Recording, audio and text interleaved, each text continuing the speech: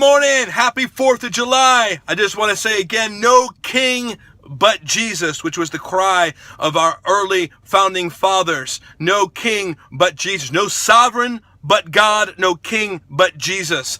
And so I'm calling today on this July 4th to everyone who calls themselves a disciple of Jesus, otherwise known as a Christian, that we would have a holy, loving revolution, that there would be people like our early founding fathers and early patriots and the early founding families of our country that would rise up and speak truth.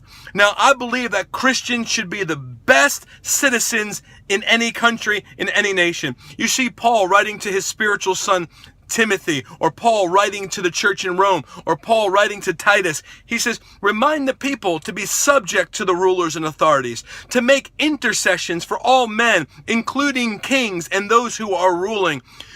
That there's no authority except from God. And I'm calling today for you to rise up. You know, we need to get involved. We need to know what's going on in the political arena. We need to know what's going on in the social arena.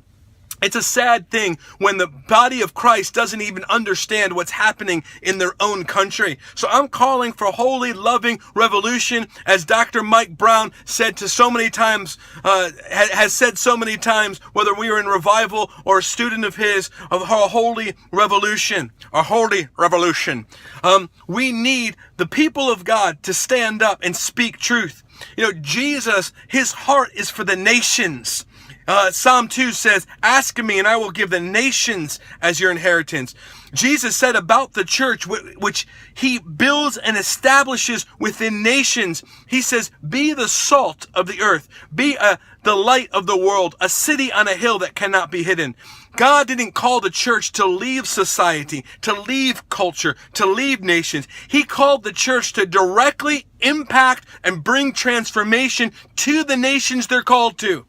And it's a sad fact that in our nation today, that was born out of the influence of the gospel, that we have come so far from living out the gospel. And so today on July 3rd, on July 4th, this Freedom Weekend, let's rise up with one voice, with one heart, and declare that Jesus is King. Let's bless our nation. Let's become the body of Christ that's not afraid to speak truth and give our lives for what we know is eternally right, eternally holy, and eternally pleasing to the one who we will all, kings and peasants alike, give account to, Jesus Christ. So God bless you today. Let's go for a holy revolution.